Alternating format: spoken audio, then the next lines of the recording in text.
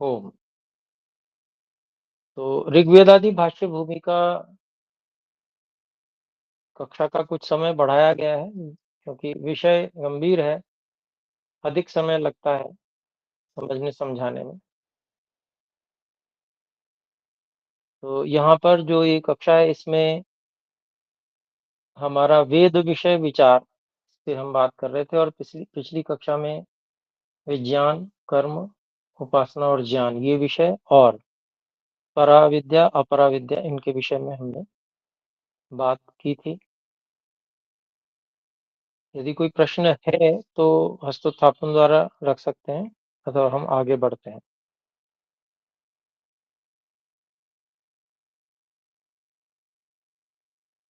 तो आगे बढ़ते हैं। देखिए यहाँ पर यत् तददृश्यम ये जो है मुंडक उपनिषद का उसका विषय उसके विषय में यहाँ पर महर्षि दयानंद जी उसका अभिप्राय आर्य भाषा में बता रहे हैं। उस ब्रह्म का ज्ञानेंद्रियों से ग्रहण नहीं होता, हस्त से पकड़ा नहीं जा सकता,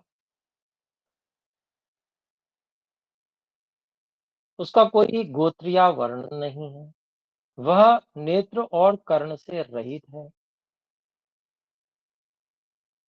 उसके हाथ और पांव नहीं, वह नित्य है, व्यापक है, सर्वांतर्यामी है, सूक्ष्म है, नाश रहित है और इस संपूर्ण जगत के कारण ब्रह्म को जो ध्यान द्वारा साक्षात करते हैं वे धीर मनुष्य हैं। तो ये मुंडकोपनिषद में जो बात कही है वो प्रमाण के रूप में यहाँ उपस्थित की है परमात्मा के विषय में।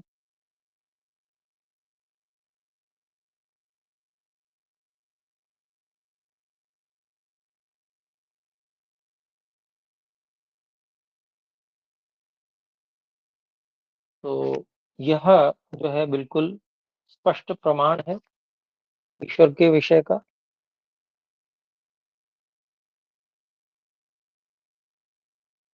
अन्यच्च अगली बात कहते हैं ऋग्वेद का एक मंत्र यहाँ पर लिया गया है। ओम तद्विष्णोः परमं पदं सदा पश्यन्ति सूरयः दिवीव चक्षुराततम् अस्य अयम् अर्थः यत् विष्णोः व्यापकस्य परमेश्वरस्य परमं प्रकृष्ट आनंद स्वरूपं पदं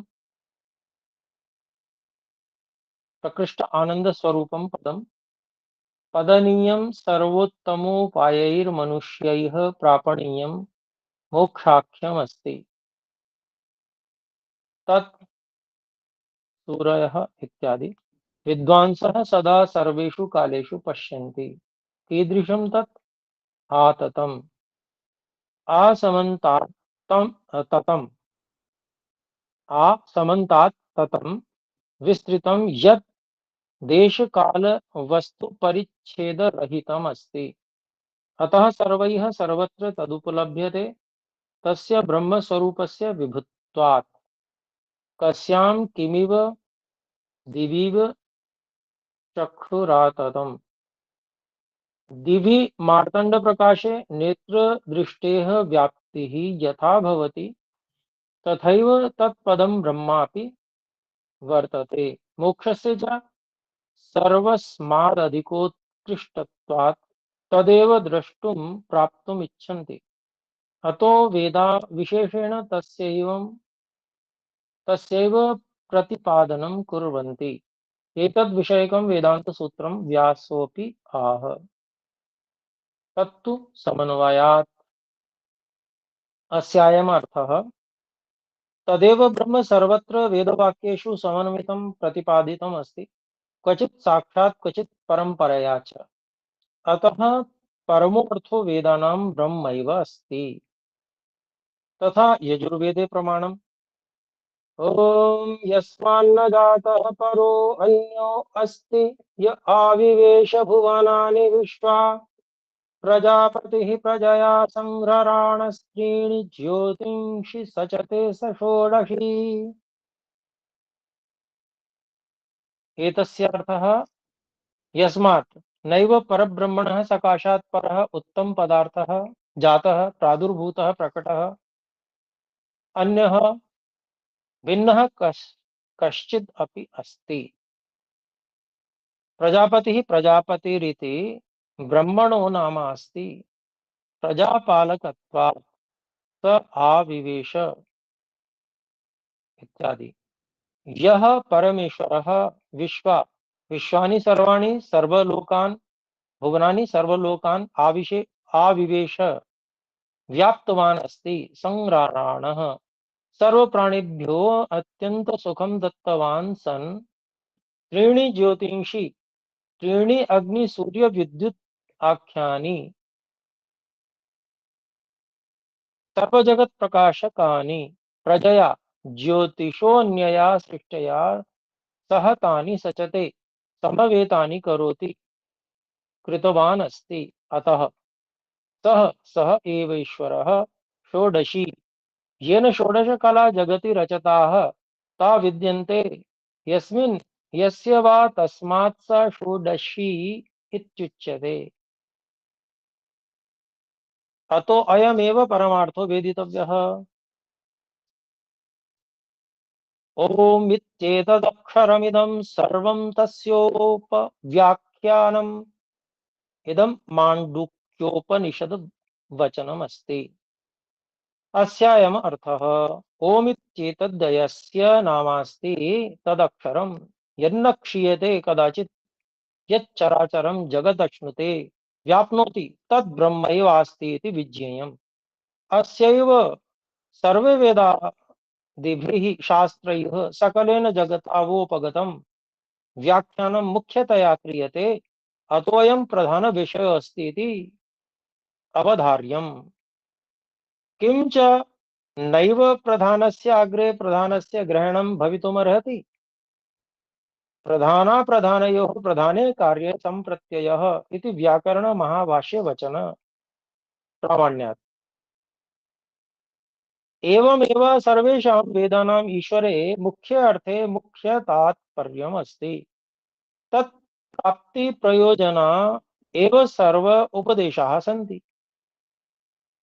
यतस्तदु यतस्तदुपदेश पुरःसरेणैव त्रयाणां कर्मोपासना ज्ञानकाण्डानां पारमार्थिक व्यावहारिक फल सिद्धये यथा योग्योपकाराय चानुष्ठानं सर्वैर्मनुष्यैर् यथावत् कर्तव्यम् इति।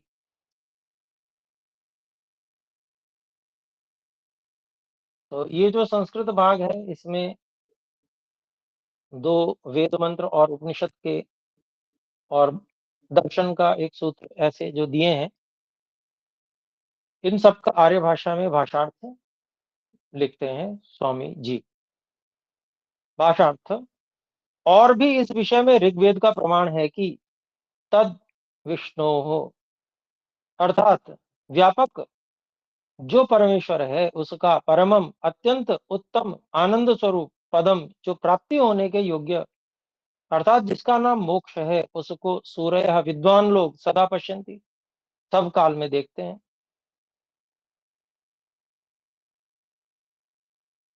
तो यहाँ पर वेद मंत्र में जो बात कही गई है, जो व्यापक परमेश्वर अत्यंत उत्तम आनंद स्वरूप, एक तो व्यापक भी है आनंद स्वरूप भी है और प्राप्ति होने के योग्य है जिसका नाम मोक्ष भी है, उसको विद्वान लोग सब काल में देखते हैं पश्यन्ति। अब कितने ही लोग बेचारे, उनको बेचारा ही कहना पड़ेगा, जिनको इस बात का बोध नहीं है कि पश्यन्ति का अभिप्राय यहाँ पर जो देखना लिखा है वो देखने का अभिप्राय क्या है, वो इस देखने से ही परमात्मा को साकार कहना शुरू कर देते हैं। कि जो साकार नहीं है उसको देखा कैसे जाएगा, यहाँ तो देखना लिखा है। और इससे पहले अभी अभी जो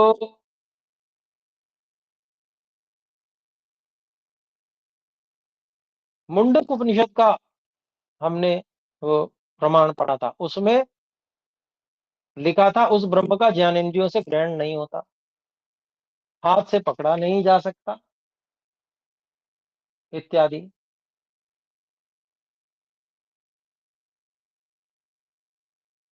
व्यापक, सर्वांतर्यामी, सूक्ष्म, नाश रहित, ऐसा विवरण। और यहाँ पर भी व्यापक कहा है। जो व्यापक है उसको कैसे देखा जा सकता है? तो जैसे व्यापक को देखा जा सकता है वैसे ही देखा जाएगा।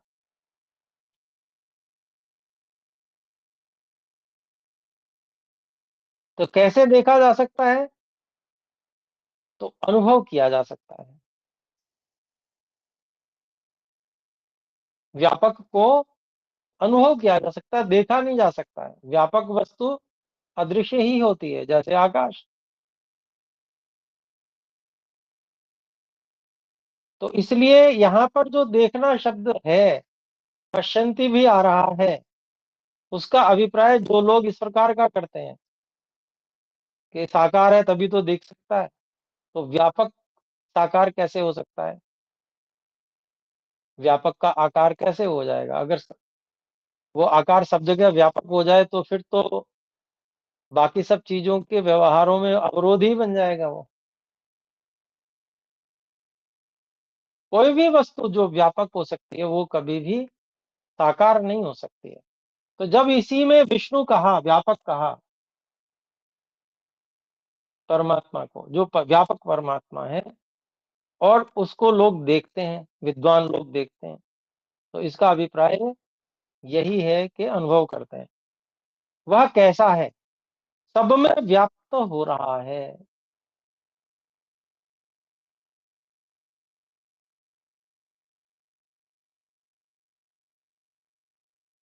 और जिसमें और उसमें देश काल और वस्तु का भेद नहीं है।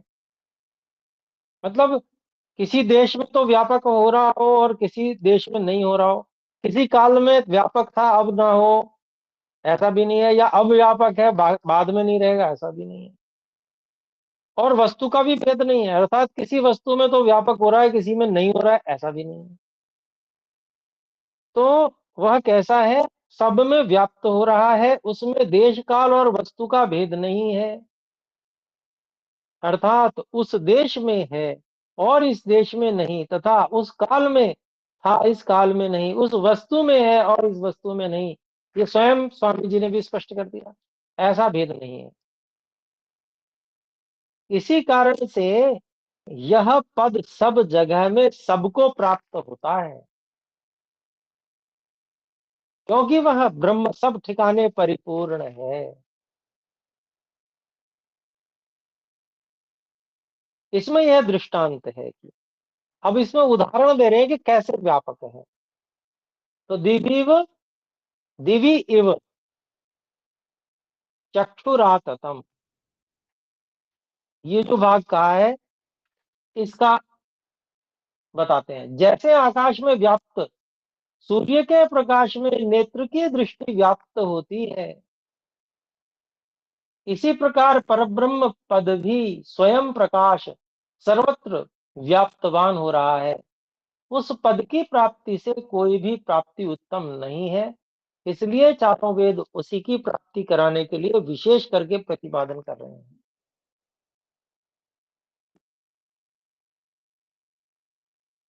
तो आकाश में व्याप्त जो सूर्य, उसके प्रकाश में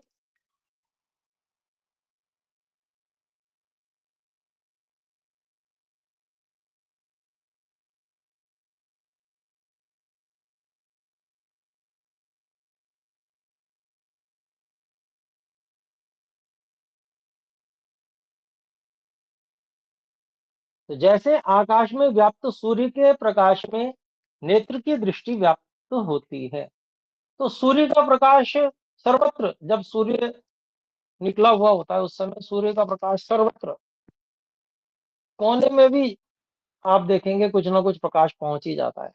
सीधी किरण नहीं पहुंचेगी तब भी टकरा टकरू के कहीं ना कहीं से वहां पर कुछ ना कुछ प्रकाश आ जाता है। तो वहां सूर्य के प्रकाश का भी सीधा उदाहरण नहीं दिया जा रहा, बल्कि ये कहा जा रहा है जैसे सूर्य व्याप्त, सूर्य के प्रकाश में नेत्र की दृष्टि व्याप्त होती है, नेत्र की जो दृष्टि है वो फैल जाती है सब जगह, अर्थात आंख से उस सब जगह देखा जा सकता है जिस सब स्थानों पर प्रकाश है। तो इसको उदाहरण के रूप में कहा गया है।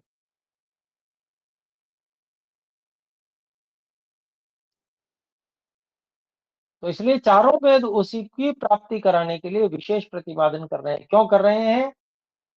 क्योंकि उस परमात्मा अर्थात ब्रह्म पद की प्राप्ति से कोई भी प्राप्ति उत्तम नहीं है। इस विषय में वेदांत शास्त्र में व्यास मुनि के सूत्र का भी प्रमाण है। तो ऋषि व्यास जी के सूत्र का प्रमाण यहाँ दिया गया है। तत्व समन्वयात, सब वेद वाक्यों में ब्रह्म का ही विशेष करके प्रतिपादन है, कहीं कहीं साक्षात रूप और कहीं कहीं परंपरा से। इसी कारण से वह पर ब्रह्म वेदों का परम अर्थ है।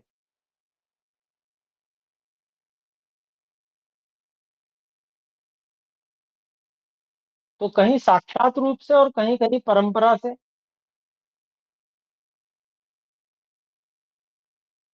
इसका जो है अभिप्राय, जो आगे प्रश्नोत्तर विषय आने वाला है उसमें विशेष रूप से किया गया है, कैसे यह परंपरा से है इत्यादि। तो उसको वहीं देख लेंगे। तो इस कारण से पर ब्रह्म वेदों का परम अर्थ है।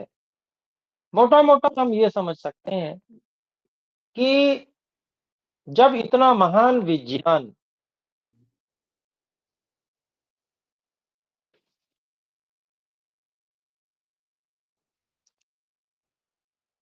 हम देखते हैं और हमारे वश की बात नहीं उस विज्ञान का निर्माण करना, जैसे शरीर में रचनाएं, शरीर में आंख की रचना इत्यादि, ये सूक्ष्म देखते हैं।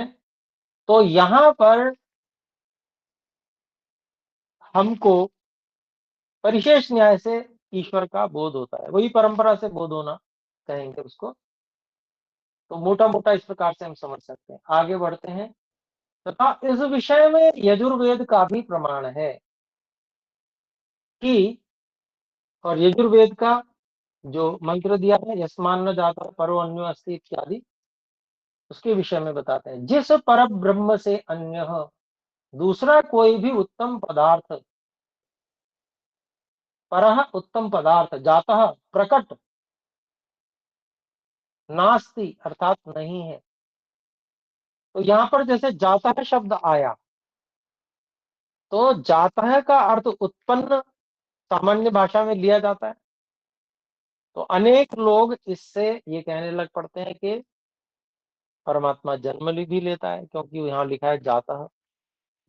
ऐसे ही अन्य बहुत सारे स्थानों पर जहां ऐसे शब्दों का प्रयोग है, उन प्रयोगों का अर्थ गलत निकाल लेते हैं और फिर उससे अनेक लोग परमात्मा के अवतार होने का इस प्रकार का कहने लग पड़ते हैं। जबकि आरंभ में एक जो मंत्र आया था उसमें स्पष्ट रूप से बार बार अनेक प्रकार से चारों ओर से ये सिद्ध कर दिया गया था कि ईश्वर कभी नस नाड़ियों के बंधन में नहीं आता है।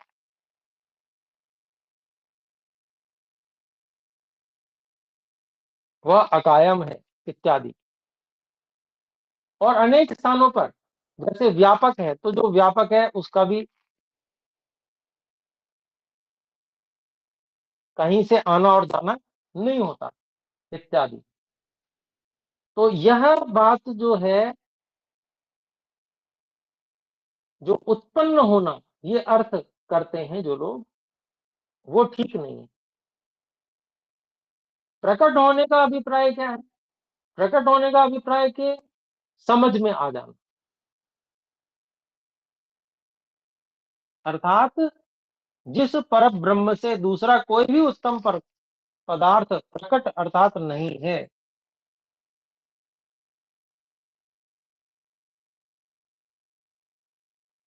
जो सब विश्व अर्थात सब जगह में व्याप्त हो रहा है।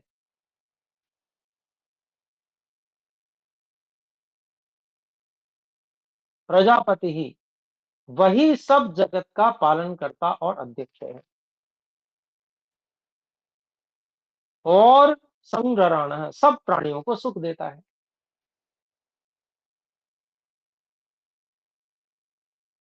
और कहते हैं जिसने त्रीणी ज्योतिषी अग्नि, सूर्य और बिजली, इन तीन ज्योतियों को सर्व जगत के प्रकाश होने के लिए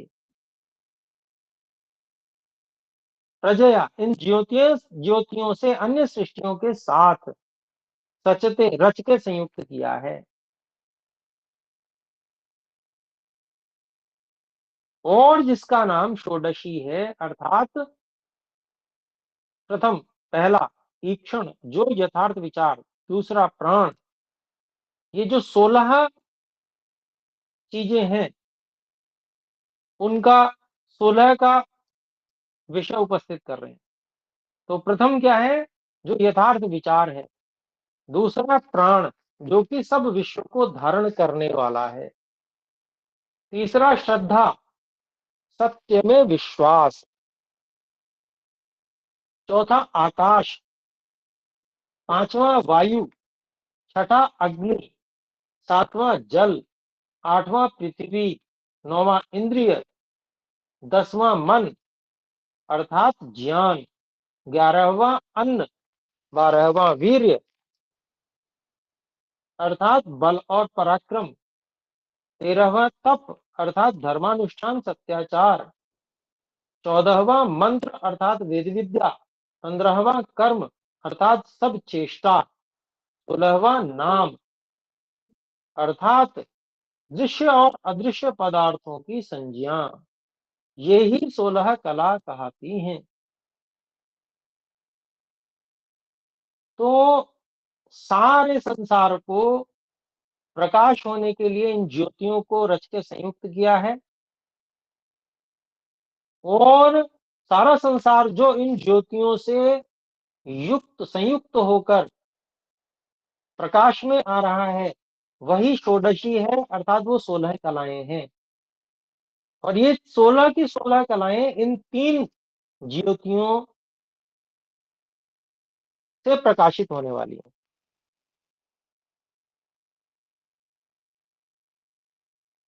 ये इस मंत्र में स्पष्ट हो रहा है। और वो 16 कलाएं यहाँ पर यथार्थ विचार है। प्रथम जो पहला है वो यथार्थ विचार, उसमें से। तो अगर हम यथार्थ विचार की कल्पना करें, तो यथार्थ विचार जब तक शरीर में सत्व गुण की प्रधानता नहीं होगी, बुद्धि को सत्व गुण युक्त प्राण प्राप्त नहीं होगा, तब तक यथार्थ विचार करने की सामर्थ्य व्यक्ति में नहीं आ सकती। रजोगुण से प्रभावित हुआ, तमोगुण से प्रभावित हुआ व्यक्ति यथार्थ विचार करने में समर्थ नहीं हो पाता है। इसीलिए शरीर में जो अग्नि है, जठराग्नि है, वो बलवान होनी चाहिए। अगर जठराग्नि बलवान नहीं है, तो व्यक्ति जो है वह तमोगुण इत्यादि से अधिक ग्रसित रहेगा। फिर प्राण, जो कि सब विश्व का धारण करने वाला, तो प्राण जैसा शरीर में ऐसा ही सारे विश्व में, जैसे प्राण शरीर को धारण करता ऐसा ही संपूर्ण ब्रह्मांड को भी धारण करता है। तो इस प्राण में भी अग्नि तत्व है। जिस अग्नि तत्व के कारण से प्राण बलवान होता है। फिर तीसरा है श्रद्धा, सत्य में विश्वास। तमोगुण जब व्यक्ति में बढ़ा रहेगा, ऐसी स्थिति में व्यक्ति अंधश्रद्धा से युक्त होता है, विचारशीलता समाप्त हो जाती है, तो सत्य में विश्वास नहीं हो पाता। ये कला भी उससे जाती रहती है, समाप्त रहती है उसमें, जो अंधश्रद्धा वाले लोग हैं उन।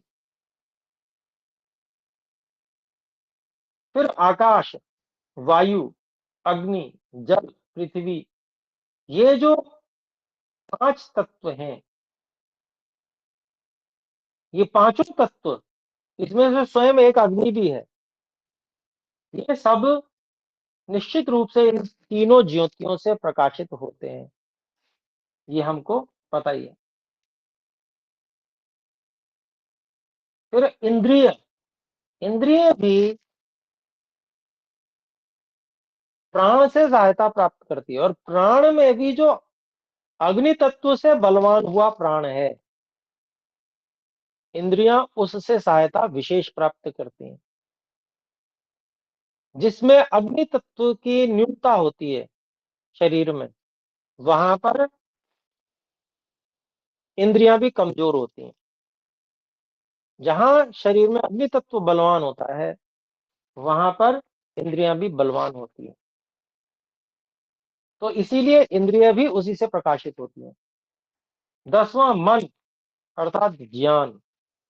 मन को भी अग्नि तत्व की बहुत अधिक आवश्यकता है, क्योंकि शरीर में प्राण बलवान होने से मन को बहुत सहायता मिलती है, और मन की जो शक्तियां हैं, वो सामान्य व्यक्ति समझ नहीं पाता है, उनका उपयोग भी नहीं कर पाता है। परंतु जो योगाभ्यासी व्यक्ति है, वो मन की शक्ति को पहचानता है, और प्राण को उससे संयुक्त करके, बलवान प्राण को, जो अग्नि से बलवान होता है, ऐसे प्राण को मन से, सात्विक प्राण से मन को संयुक्त करके मन के जो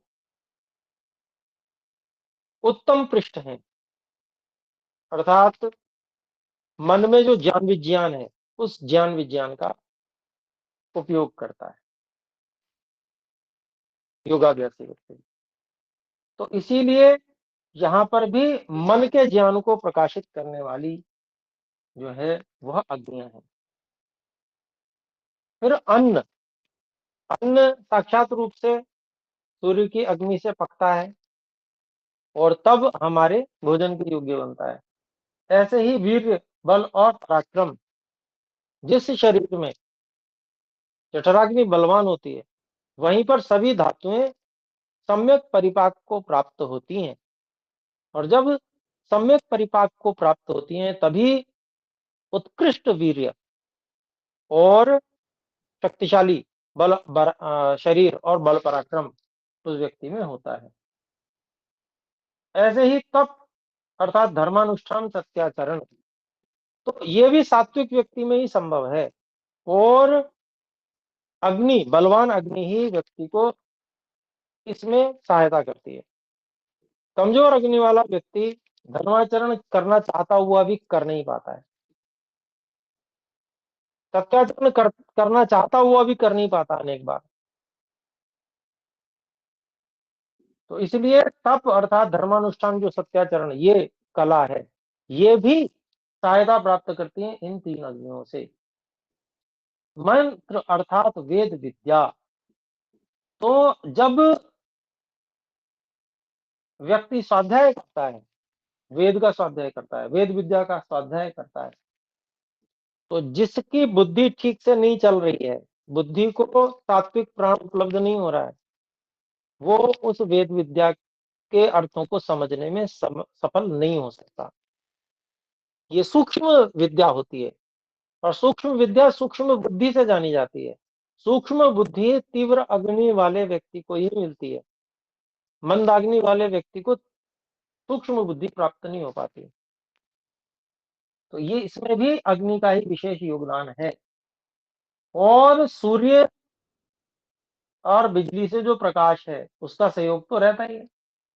ऐसे ही कर्म, सभी चेष्टाएं, ये भी जो 3 अग्नियां हैं, इन अग्नियों के अधीन है। जैसे बिजली है, तो आज जितनी भी चेष्टा व्यक्ति शरीर से करता है, इसके अतिरिक्त जो उसने मशीन बनाई है, उसमें सारी चेष्टा बिजली से होती है। तो जितने भी कर्म अर्थात सभी चेष्टाएं हैं, चाहे वो स्वयं कर रहे हैं, चाहे वह उसमें मशीन का हमने उपयोग किया है, वहां पर सारा का सारा किस पर निर्भर है? बिजली पर निर्भर है। वो हम किसी भी तरह से बना रहे हो बिजली, वो एक अलग विषय है, परंतु है सब कुछ निर्भर बिजली पर ही। फिर 16वीं जो कला है, नाम, अर्थात दृश्य और अदृश्य पदार्थों की जो संज्ञा है, वह भी निश्चित रूप से इन 3 प्रकार की अग्नियों से प्रकाश में आती हैं। तो नाम, यूं सामान्य रूप से तो सभी का नाम होता है, और सभी नाम सबको बहुत सारे पता भी होते हैं, परंतु कितने ही नाम व्यक्ति भूल जाता है। जब भूलने की बीमारी हो जाती है, तो भूलने की बीमारी भी अग्नि की न्यूनता के कारण से होती है। यदि जठराग्नि तीव्र होगी तो मस्तिष्क को जो विशेष सहायता वीर्य आदि धातुओं की प्राप्त होनी चाहिए, वो सब होती रहती है, तो उसके कारण से उसको नाम भी स्मरण रहेंगे। तो ये जो अदृश्य पदार्थों की संज्ञा है, ये ही 16 कला कहलाती हैं। ये सब ईश्वर के बीच में है, इससे उसको षोडशी कहते हैं। तो ये थोड़ा थोड़ा हम में भी, हमको भी प्राप्त हो जाता है, किसकी सहायता से? ईश्वर की सहायता से।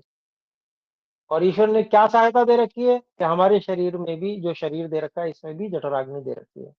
इसका जो ध्यान रखता है, इसकी रक्षा जो करता है, उसको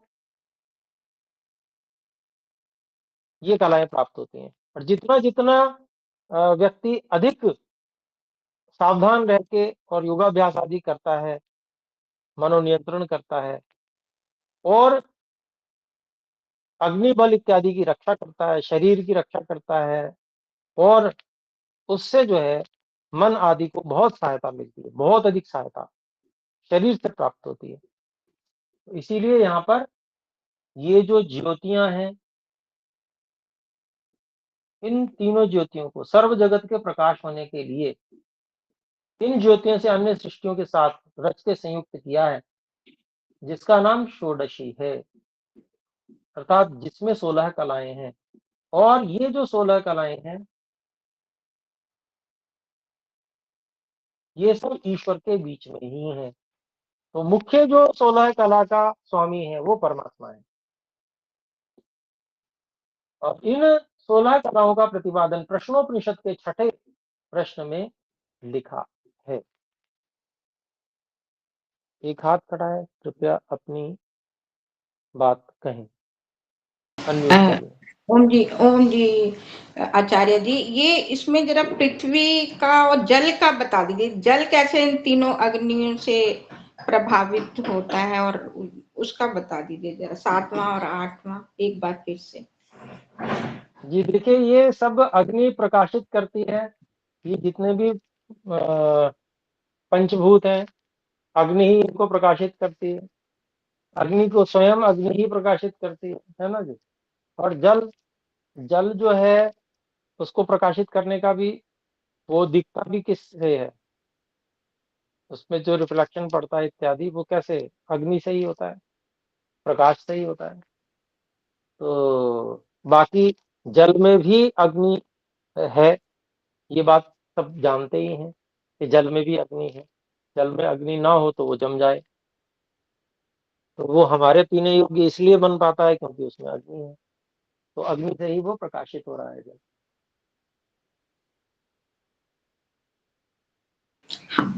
ठीक है आचार्य जी, ये पृथ्वी का भी इसी से ही है, अग्नि से ही संबंध है जी, पृथ्वी पृथ्वी की। पृथ्वी पृथ्वी दिखेगी कैसे? अगर प्रकाश नहीं होगा अच्छा, कभी। मतलब दिखने के लिए जैसे अग्नि से ही हाँ, है मुख्य प्रकाश। रूप से वही है, मुख्य रूप से वही है।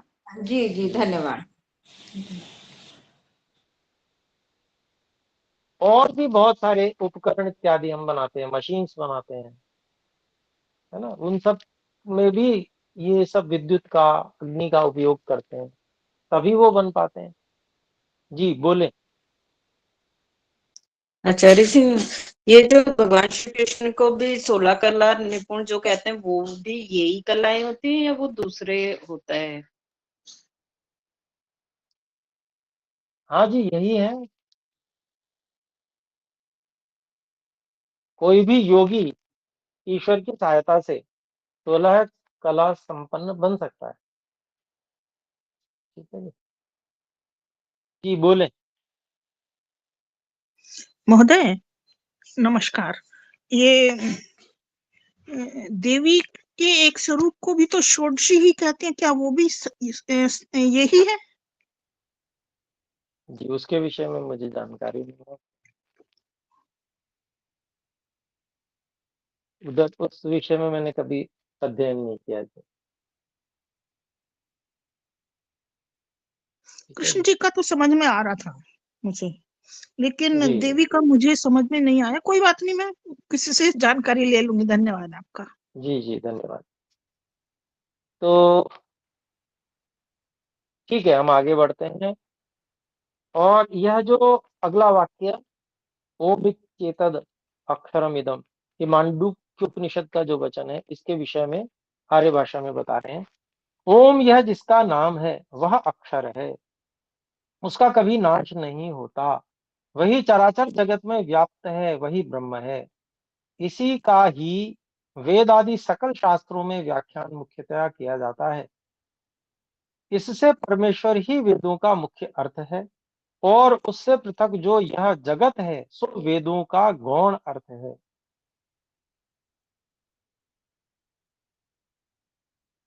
तो इसके बारे में एक टिप्पणी जो है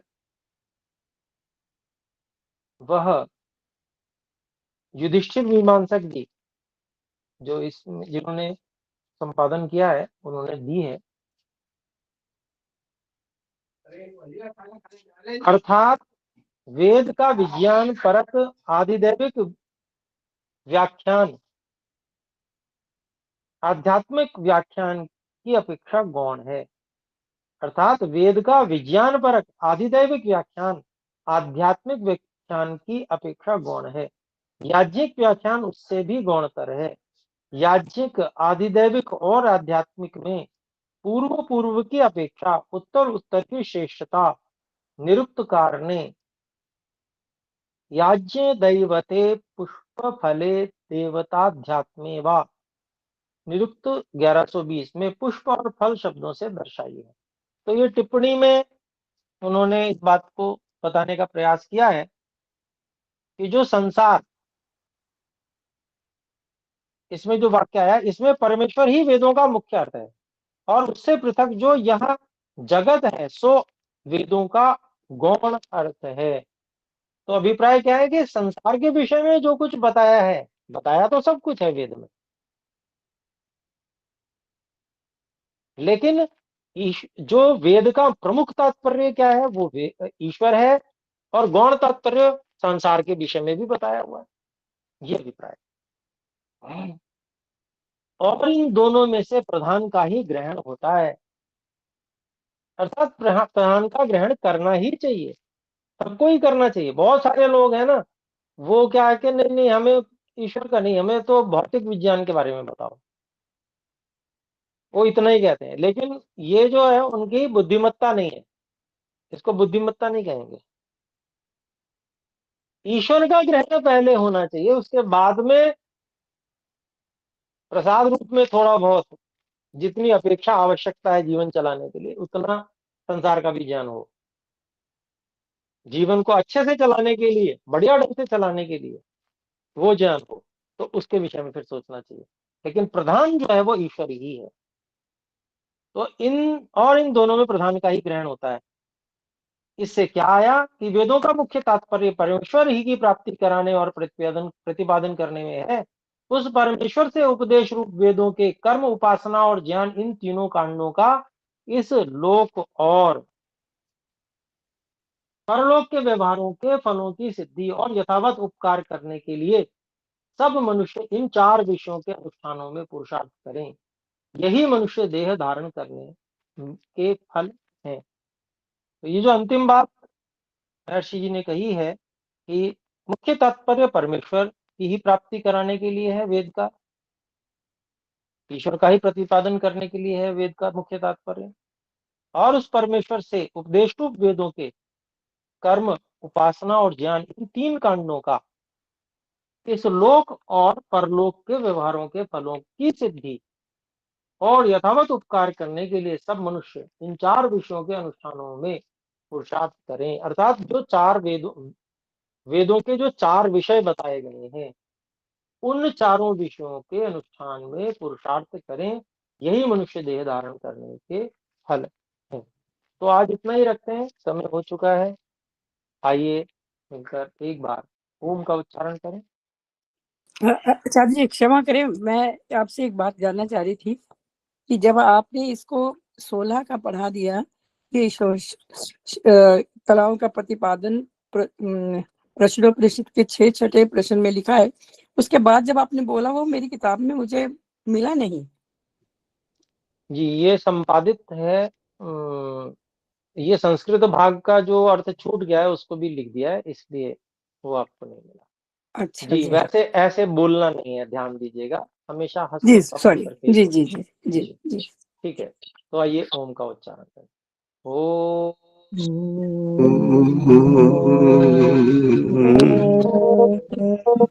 सभी को सादर नमस्ते जी। नमस्ते।